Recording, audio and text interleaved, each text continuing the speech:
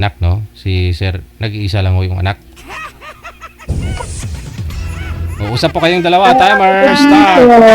Pasok. Taga saan po kayo, sir? Ah, Taga saan po kayo? sa Isabela, sa Quirino, Isabela. Isabela, ang layo. Pero nasa Isabela ka ngayon. Oo, dito ako sa bayan namin, ay kwan namin. Ilang taong ka na? 49. 49. Ako 44 po. Ah, pero hiwalay, walang asawa. Wala. Single mom.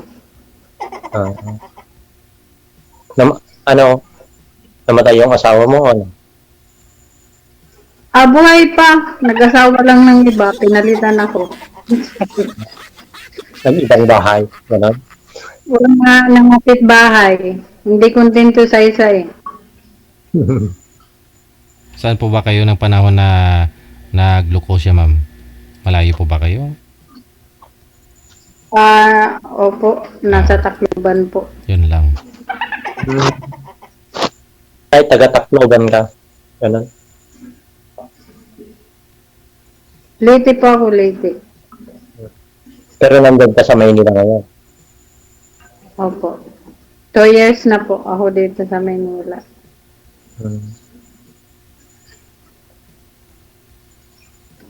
Pero walang boyfriend.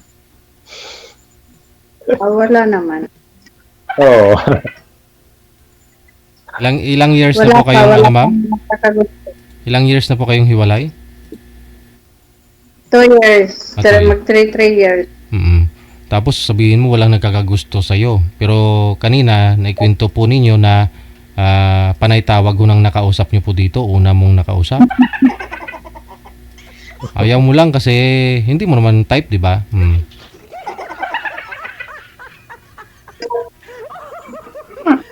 Hindi naman DJ. Sa ganun. Kaso lang, wala akong oras sa kanya. Minsan, tumatawag siya kung sabi ko, pag may time naman ako. Kaso lang, tumatawag siya, may trabaho ako eh. Alam mo, DJ, binak niya ako. Tapos yun, pagtingin ko sa imo, binalik niya ako. Hindi ko alam. Na-block ka tapos in-unblock ka nun. Opo. Palamig lang siguro ah. Hindi ko alam. Makulit lang kasi. Nakamahal ka. Ikaw po kuya. Sana Nasaan all. asawa mo? Ha? Nasaan asawa mo? Wala. Nung last na pinuntahan ko yung anak ko, dumating daw ng November. Mula noon, hindi na ako pumunta sa anak namin. Pero ngayon, balita ko na sa ibang bansa na. Ng ibang bansa. Iwalay kayo? Oo, tagal na. 7 months yung bata noon. Kala ko papasyal lang sila sa kanila, tapos babalik sila. Pero nung pumunta na doon sa kanila, ayaw nang bumalik dito. Gusto niya papuntahin ako doon sa kanila. Pero ayaw ko naman. May sarili akong bahay. Ako, baboy, ganun. Ay, ganun. Taga Taga saan ba yan? sa ibang bayan, sa Alicia, Isabela. Taga Isabela din. Pero malayo dito. Mga 2 oras na takbo ng motor bago makarating doon sa kanila. After po nun sa 7 years sir, hindi na rin po kayo nagka-girlfriend? Meron naman noon, sir, pero hindi naman yung talagang girlfriend. Yung parang naghihingi na lang ng pera, ganun. Parang ng pera. Pero nagkikita po kayo? Naglibin ka mo? Naglibin kayo? Hindi, usap lang dito sa kwan, sa chat, ganun. Hindi pa kayo Ah, nagkita. nag-uusap lang kamo, nag-uusap lang kayo tapos pinipirahan ka, gano'n? Naghihingi ng ganon, yung ganito.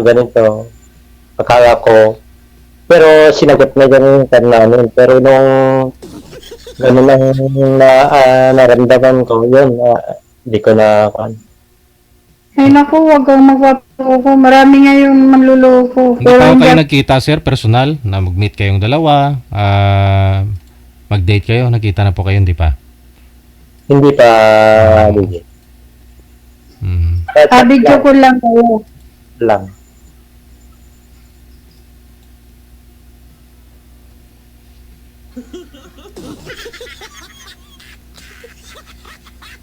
Ibang bansa.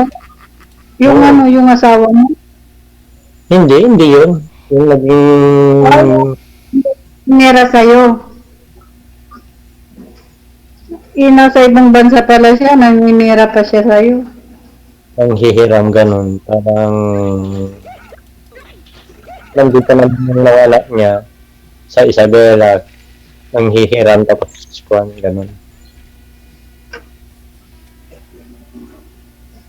Pero nung naramdaman ko ganun, wala. Di ko na tinuloy. So, ang maraming ganun. Hirap. Wala ka sa kanya, tapos wala.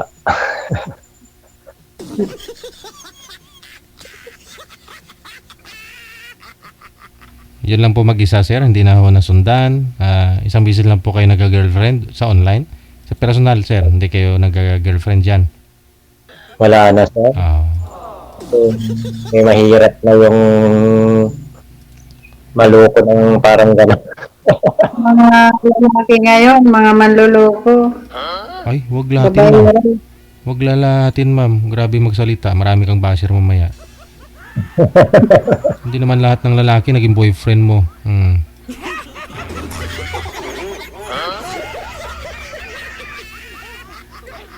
Pag sinabi ng mga lalaki, mga babae, manluloko, ano reaction mo na naman yan, ma'am? Hindi naman lahat. Oo, yun. Sabi ko sa'yo eh. Hindi lahat.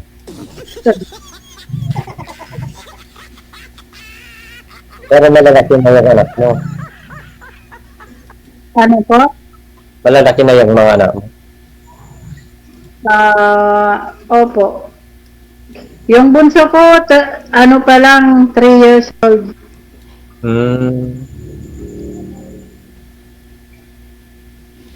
Sa akin kasi isa lang, babae pa. 7, mag-grade 2 na ngayon. Pasok pa. Grade 2? Oo.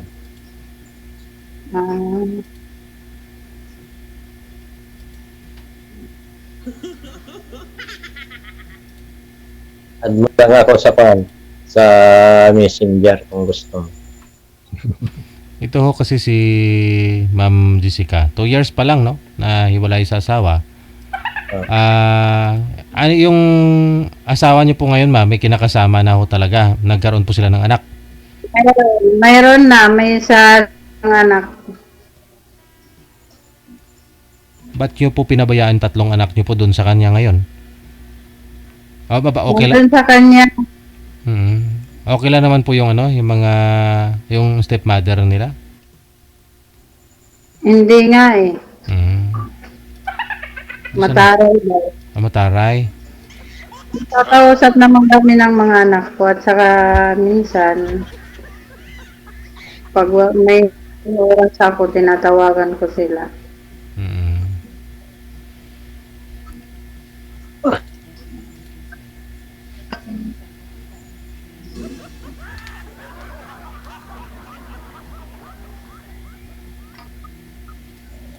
Kung gusto mo, add mo lang ako sa Messenger para makapag-kwan tayo. Mamaya na po yan, Messenger. Tanong po muna kayo sa isa't isa.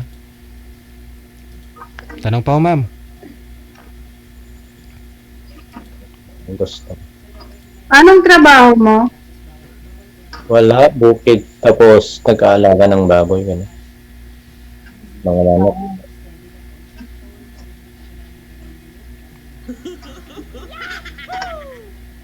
Kayo, ma'am, anong work niyo? Dito lang, kasambahay. Ah, dyan sa Maynila. Ano po? Sa Maynila kayo nagtatrabaho. Opo, sa Quezon City. Mm.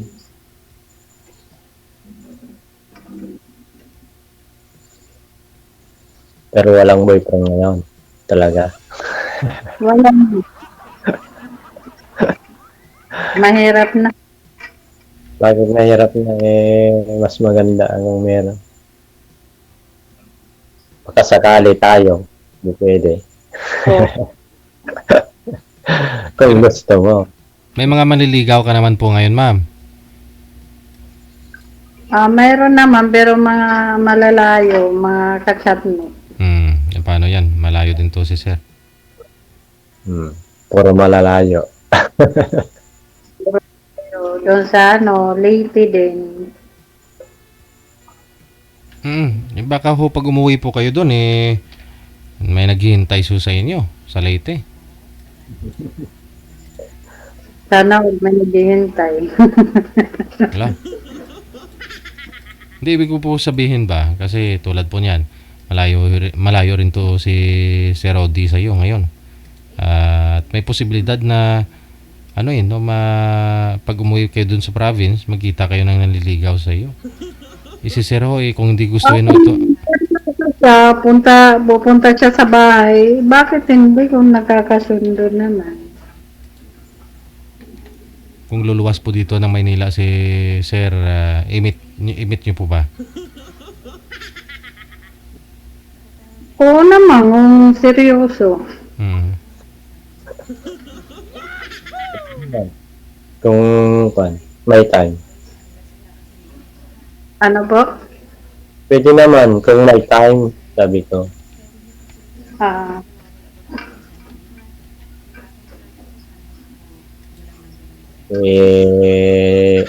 Nakafocus kasi sa mga alaga kong baboy tapos sa bukid pa.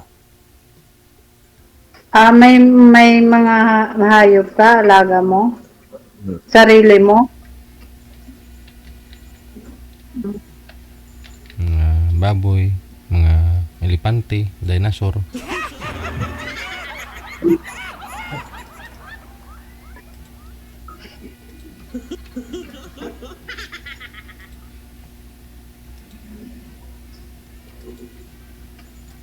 Ganun na lang. I-add mo na lang ako sa Ikaw na lang mag-add, kuya. anong pangalan. Ay, Chat mo na lang sa dito sa Punta. I-add mo na lang yung road supply around. bawal nga po yan dito, sir, banggitin. Sa off-cam po yan. Naka-live po kayo. Mamaya maraming mag-a-add sa inyo. bawal dito, bawal. Ngayon ho, ang hanap po kasi ni ma'am, yung taong kayang pakasalan daw po. At saka ano yun, ma'am? Mabait? Ano po yun? Ano po, Dede? Wala po. Never mind.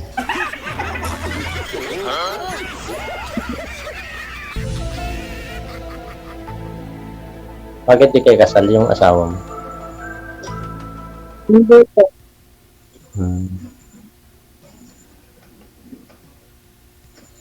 Hindi kami kasal, never pa ako ikinasal.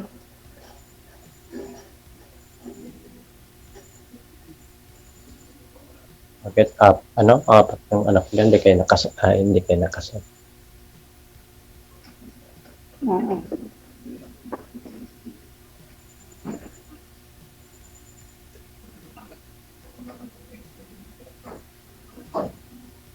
Tanong ka. Pag sakali po, sir, na makahanap po kayo, gusto mo dyan din manirahan, no? Siyempre, yun nga po yung asawa niyo po dati. Yung nanay po ng anak ko ninyo, hindi nyo sinundan kasi gusto mo sana na dyan titira sa inyo kasi dyan po yung hanap buhay mo. Oo, sir. So pag sakaling gustuhan kayo ni ma'am, no? Gusto lang ha, gusto lang. Hindi pa magkaunawaan. Kasi sinabing magkaunawaan nagkasundo na kayo sa sa isang bagay, no? Ang gusto niyo po sir, pag sakali, diyan po titira at ito si Ma'am Jessica. Oo, DJ. Yun, no? Nakapunta ka na po ba ng Isabela, Ma'am Jessica? Oo naman. Oo. So okay lang po sa inyo pag sakali iwanan mo yung Leyte at saka Quezon City. Magano na lang, bakasyon. Yun po sana ginawa nyo sir nung sinabi ni Mrs. mo na dito na lang tayo manirahan sa lugar namin tapos babakasyon ka na lang dun sa lugar mo, ganun. Oo, DJ. Pero ayaw. Ayaw talaga. Pero iniwan din po kayo ha, iniwan din po yung anak niya, nag-abroad din siya. Oo, DJ. Pero ayaw nilang, hinihiram ko yung bata. Ayaw nila, pero pinupuntahan ko na lang kasi hindi kami kasal eh. Hindi pwedeng kunin ko yung bata kasi minor de edad pa lang. Anong rason ba't ayaw ibigay? Anong sabi? Baka di ko daw ibabalik, DJ. Pwede naman kasuhan niyo ako, sabi ko, kung hindi ko babalik yung bata. Tatay po kayo ng bata, tapos wala sa poder, hindi sila magkasama ng nanay, nasa abroad yung nanay. Tapos nung nagkuhan ako sa DSWD noon, hindi pwede daw, DJ. Babae kasi anak ko. Kunin ko yung bata kasi hindi kami kasal. Kung ayaw yung mananay, hindi pwede daw. Mas okay na rin ho yun. Kasi yung babae din anak mo. Basta importante, nakikita, nakakasama mo, hindi pinagdadamot. Oo. Okay naman kung pinupunta ko, DJ. Solo flight ka ngayon, so sarili mo lang din po yung, yun na nga, nag-iisa ka.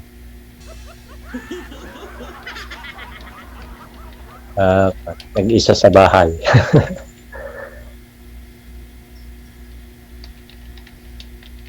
Paano yun? Ang layo. Malayo, ano? Oo, malapit lang ito. Mga 8 to 4 lang ang kung ka sa Maynila 8, tapos dito 4, dadating ka o 3, gano'n. So, Isabel. 12 hours.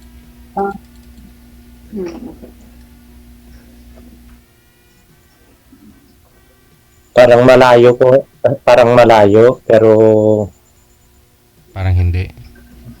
magdamag na. Mga 6 to 4 ano. Na biyahe ka dyan sa Maynila, darating ka dito sa amin mga 3 o 4.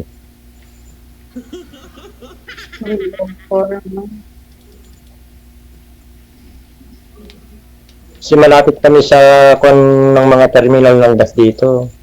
Yung Dalin. Sa bagay, kapit lang yan. Kasi sa amin, 2 araw. Sa bus. Puntang Tacloban. Magdamag lang dito yung biyahe. Akala ko Malapit. nakapunta na po kayo ng Isabela, ma'am. Hindi pa. Ay, sabi niyo kanina, oo naman. Tinanong kita kanina.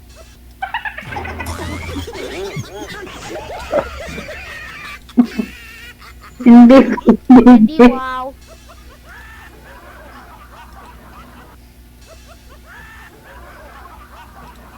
Ewan ko, ambot sa langaw.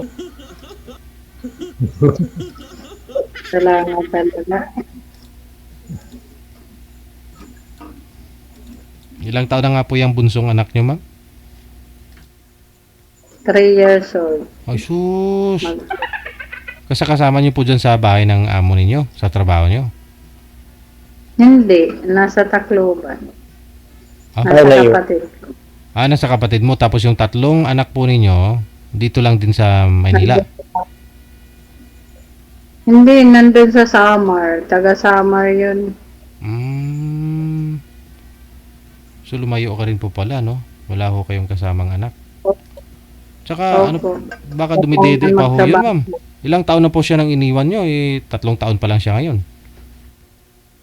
Sino? Yung bunsong anak niyo po. Opo. Baka dumididi pa ho yun, ma'am. Kaya nga, nagtatrabaho.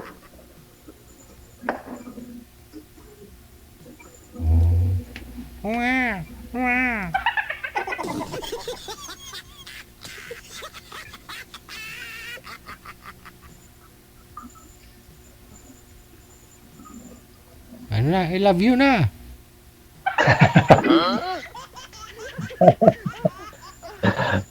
Pag mo na DJ. Sa lugar po ba ninyo dyan, sir, wala po kayong nililigawan o naging girlfriend? Yung malapit po mismo.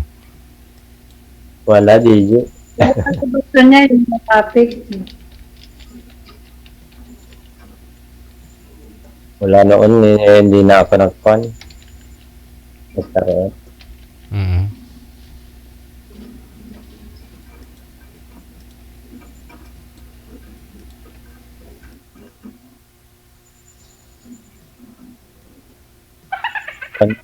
Para makapag-usap tayo ng sinsinan. Sa Messenger. O, i-add mo na ka. Oo. O, sige na ho tulog na kasi mga viewers natin. Maraming salamat sa inyo. Okay.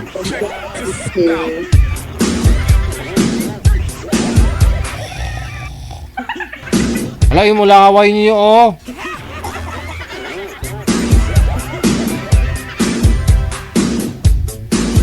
Sa off cam nga daw sila mag-usap ng masinsinan. Alam nyo na.